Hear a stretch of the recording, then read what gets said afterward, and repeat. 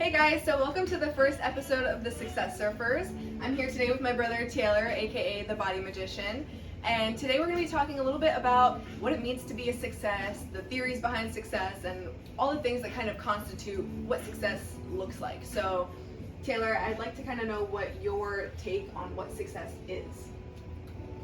Well, a while ago I had started a poem, and I think it accurately describes or gives a good prelude to what success is really about.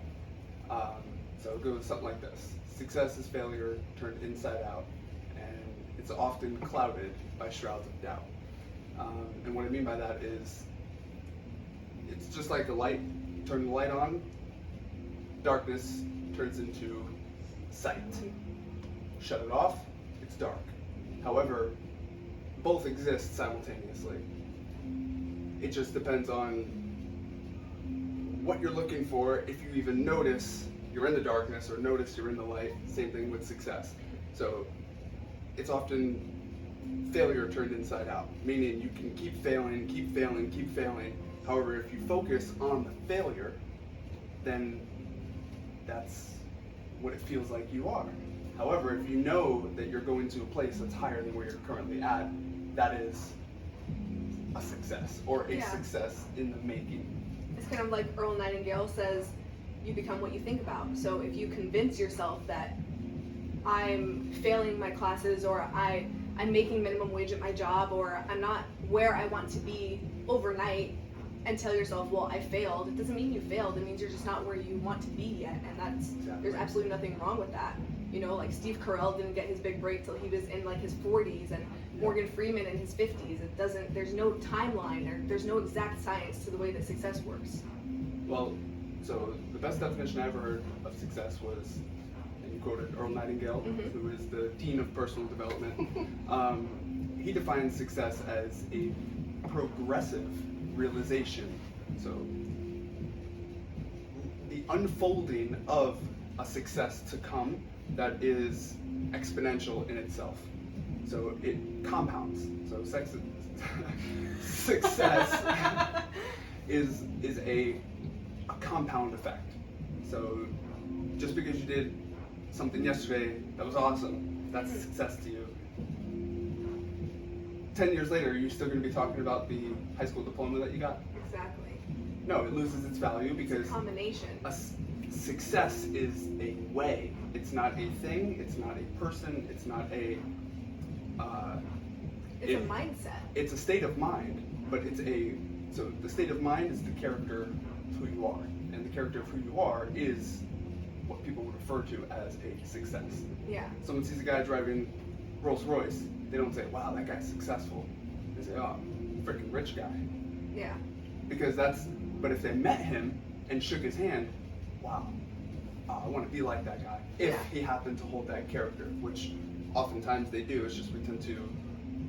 We misjudge people who are wealthier, who have the luxuries and the things that we want, and it's. I don't even want to say it's an envy thing. It's partially that, but it's also a misconception of, we think that the rich just keep getting richer and that they inherited that wealth or the opportunities because the son of Bill Gates or whoever, probably, they inherit their wealth, but they also have, their name is their status. But that's not always the case of how you get to be successful. It's a lot of times you inherit the mindset. Some successful people who have children, they don't just say, okay, well, here, I'm going to give you all the contacts. It's not just about who you know, it's about who you are, who you choose to be. Success is a decision you have to make for yourself. And ultimately, there's two options. You're either going to set a goal for yourself and say, I'm going to do this no matter what it takes. This is my dream. This is what's going to happen for me. Yeah. Or you can say, this is too hard. I'm just going to do what I've been doing. But it'll eat you alive. And at that point, your quality of life is all regret. And so, to give a perfect example, I went through 4 years of college. Initially went in looking to become a doctor because I had a genuine desire to help people. I wanted to heal. Looking at cancer as a young kid, I was a kid that was like, how come there's no cure? And well, it just is, and that's how it is. And I was like, no, there is a cure. Little did I know the cancer I'd be solving was something of a totally different nature, but completely related in outcome. I realized I did not want to use prescription medications to heal because the list of side effects oftentimes is 3 or 4 times longer than, absolutely. than the intended result that we take it for. Yeah. So that left me kind of stranded, but still in a 4-year college, in pre-med classes, not knowing where I was going to A go. little stuck. And I decided, let me try something different. So I was a huge workout fan. I started my own, after personal training in the gym for a year. I did not like how things were going there. And it was because they were more about the money than they were about the people. And to the point where a manager actually came up to me and was like, hey, you're doing awesome with your numbers, but you're giving your clients results too fast. And as fast as he said it was as fast as I knew I had to get out. Yeah. And knowing nothing about a business, being a full-time college student in pre-med classes, I decided to start my own business. Not knowing anything about business, having to learn that in my spare time, I came up with multiple ideas. Once you start going down that rabbit hole, you see what's possible for you. I was now in control of my own income to some degree, and I had freedom, or a taste of it. I was still in school full-time, though it was super hard, but I had to do what I had to do. But it was also like you put yourself in that situation, and it wasn't even about, you totally could have gone on the route of I'm going to drop out for, not because I don't think I can do it, but because it's really not what I want right now. But it was setting that goal of I'm going to finish what I started, because that's who you became in the process of learning yourself throughout those years, which are important years of your life. No matter how old you are in that span that you made that decision, I'm going to go to college, I'm going to go for something.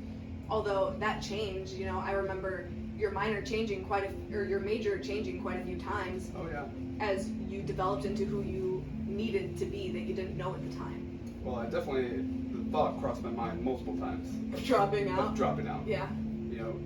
As a kid who never earned a big amount of money in a month, working these part-time jobs, or even when I was working in the gym, they took 60% of the commission. Yeah. So I would sell 12 grand, 15 grand worth of sales. They would take most of it.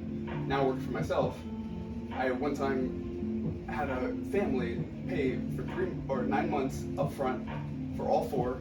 Biggest check I ever saw, $6,000 in 1 month on top of all my other clients. Now I'm going back home to do BS, Homework, yeah. geometry. Yeah. For what end, I don't even know.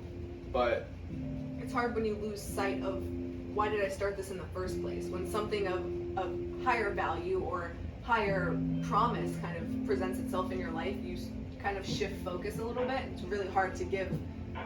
If you give this 50% and this 50%, neither of them are getting 100% of you, but ultimately we're in a situation where it's like I have to. I'm either going to fail or I'm going to pass. There's no in between. Well, it's a decision you have to make. So then I come home every night dealing with the homework that's due after training my clients. I'm working full time, skipping classes most of the time, trying to catch up in self-study. And many times I would ask, well, what's the purpose of this? Like, I could literally drop out right now and run this business all the way, and it could probably even be more successful. And then I thought, well, I already put in this much amount of time. What if I was able to use this to my advantage? So not many personal trainers also have a bachelor's degree in biomedical sciences and a minor in nutritional sciences. So I said, you know what? At worst case, I'll be the only trainer who has an unfair advantage. Yeah. So it's the combination of knowledge. Yeah. And so that's what helped me push through to it and to finish with a bang. I even took some of the harder classes just to kind of test myself. So organic chemistry, which in freshman year, I thought for sure, there's no way I could pass that. I was not smart enough. Yeah.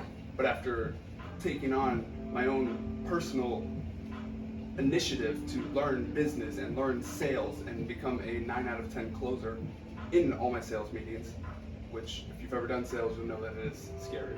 And when you're trying to close big deals, not as easy as they make it sound on the internet. Yeah.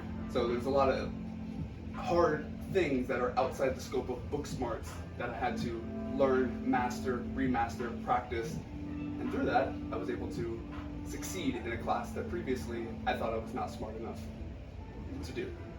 So the moral of that little tidbit of my life is, you may look at something right now and you say, all right, this has absolutely no purpose in my life. I don't know why I'm doing it. It's a waste of time. It's too hard. Or even worse is, before you even try it, you already tell yourself, oh, I could never do that. I'm not smart enough. That's the worst thing you could ever say to yourself. Because as you quoted Earl Nightingale, you become what you think about. Yeah. If you already set your attitude up for a task or a challenge, and you already tell yourself you're going to lose that challenge, don't even try it, not only are you never going to amount to a potential amazing accomplishment, success, and growth factor that could come from that one challenge, but the way you do one thing is the way you do everything. So if you are automatically on the let me back off pessimistic side, let me back off from something because it's a little hard, or because it's easier to just close myself off from it. mm-hmm. How many opportunities are squandered because that became your learned behavior and your habit Absolutely. of mind? And a lot of times these notions that you can't do something, or you're not smart enough, you're not capable enough, it'll never happen. The self-doubt, like, I was never able to speak in front of people. I couldn't even order my own food up until I was 16 years old. Like, that was a serious problem that I had. For all the insecurity reasons that were there, I never saw myself signing up for a speaking course, for a speaking event. You have to unlearn the things that you've always been taught you can't do. We're always taught public speaking is scary. It should be scary. It doesn't have to be. It's terrifying. It is scary, but it's scary, and you know it's scary. You don't say it's not scary, because then when you get up there, you're like, oh, it's scary. Yeah. So you always have to accept it is for what it is, because if you don't accept it, you're faking yourself out, and if faking yourself out, you will lose in the end. Yes. So for example, if you tell yourself, oh, this is going to be easy, and you know it's not, but you're trying to trick yourself Live in into denial it's easy. A little bit. When it's finally time to do it, you're going to realize. Odds are you're going to chicken out of it. Yes. So you accept that it's hard, you accept that it's scary, Exactly. but you do it anyway. But you unlearn the behaviors of, I'm not going to take this risk because what if I fail? It's not about what if I fail, it's what if I succeed? Exactly. Or if I fail, how am I going to keep going past it? What is my tactic for if this doesn't go well? If you want to think negatively, don't think it can never be done. Think, if this doesn't go as I plan, how can I push past it? What can I tell myself? How you talk to yourself is everything. It's like we learn a certain way, and it's an unconscious thing. Growing up, you learn a certain way. You listen to how teachers and parents and friends and family and whoever talk to themselves or talk to one another, and it becomes, this is okay. I can talk to myself like that. And it's not, and I know you listen to Eric Thomas all the time, and you're the one who got me into listening to him, and lots of these speakers say the two most powerful words in the English language is I am. Saying, I am going to do this. I am going to persevere past whatever this fear is that I have. Odds are you're never going to know if you could do it if you don't try. But you have to unlearn those habits of, I'm just not going to do it anyway. Like through high school, I went through all the career options in the freaking book. The medical field, engineering, I want to be an art teacher, you name it, I wanted to do it. I talked myself out of every single one of them. Yeah. Because it was a learned behavior in my head that if I don't feel confident in it, or if I don't know it, it can be learned. I don't know physics, but it can be learned. I'm not great at math, but it can be learned. And there are things that you have to accept. Like, it's not going to be easy. Things are going to be hard. Success is not easy. And if it was, everybody would do it. And Les Brown says that. And oh yeah. And he's absolutely right. And Steve Harvey says the same thing. Yeah. There's a trend there. Yeah. So success is an uncomfortable procedure. This is from Steve Harvey. Because it is going to get uncomfortable, right? So comfort is habit or habituation, doing something on a continual basis in the same way, same mindset, just same, more of the same, right? The uncomfortable procedure comes in when you say, hey, I don't like this one aspect of my life, but I realize that there are other factors as well. So we look at what's the same, what's the same, what's the same. So I spend my money the same, I eat the same, I hang out with the same people, I get upset about the same things, I do that in the same way. Well, now what do you get after a few days? The same. More of the same. If you want things to change, and even as much as you want it to change, you don't end up changing it because you actually do get attached to the familiarity of the same. Yeah. So and where do you start? Certainty. Exactly. And people say the reason why you watch the same shows, like I know both of us love the show The Office. The reason why a lot of people keep rewatching the same shows is because it gives them anxiety not knowing the outcome of something else. You know the outcome, so you're not going into it not knowing what's going to happen. It's actually harder to watch a new show. Yeah. Because you have to learn the new characters, you have to learn the new plot, you have to give it a shot, and then it's, well, what if it was a waste of time and I don't like it? And the uncertainty I'd rather just not even deal with that Exactly. and just put The Office again and watch the same episode and fake laugh because I already know what's going to happen. Yeah, absolutely. And that affects multiple areas of your life, so and you can attest to this. I've cut off watching The Office, period. Yeah. TV in general. Yeah. Take a break. For the longest time, I got rid of my TV. I bought a desk. I'm like, all right, I don't have enough space in this little ass room, so I'm gonna get a desk and get rid of my TV. I don't use it. But it's not to say that watching TV it's like saying to just quit smoking cold turkey. Like, it's not that easy. It's the law of replacement. You have to take a habit that you have we know, like when you sit in the bed the whole day, doesn't matter who you are, how successful you are, how unsuccessful you are, where you're at, you feel guilty. You sit there and you're like, all right, maybe I'll like cook dinner instead of ordering food in, or maybe I'll do a load of laundry, because the slightest bit of doing something, we know the habits that are not conducive to our growth. So when we find ourselves in those situations, even if it may be justified by, I work 45 hours a week, I'm exhausted, I owe this to myself once a month to just lay in my bed and do nothing all day, we still feel guilty even though we know, well, I probably need the rest. But it's the habit. Some people don't feel guilty. Well, it's the concept it's the learned behavior that they never saw an opportunity to break. But there is no opportunity given to you to break it. You have to make that opportunity for yourself. Well, if we want to talk about hardcore motivation, I don't take a rest. I have a dream that needs to be fulfilled, and any free time I have, which there is none because all my free time is the dream time, right? The work happens while you're awake. Yeah. And the work happens while you sleep. That's why it's called a dream. So yeah. You sleep with the dream, and this is from Eric Thomas. Mm-hmm. You go to sleep with the dream, you wake up with the dream, you eat the dream, you wrote the dream down, you read the dream, you reread the dream, and then you made the dream happen. So day in and day out, that's what really success is. And it becomes inevitable. You have to believe that a really big thing is believing that the universe is working for you and not against you. If you convince yourself, if you tell yourself, and Eric Thomas says that, if you keep telling yourself, I'm broke, I'm just going to get more broke. Like, you manifest that in your life. So if you convince yourself Les Brown says, don't ever say you're broke. Say, I'm overcoming a cash flow Exactly. problem. Exactly. And that comes in with how you talk to yourself, because if you tell yourself, oh, everything's against me, nothing's going right, guess what? Everything's going to keep not going right. Yeah. Nothing is going to go right for you.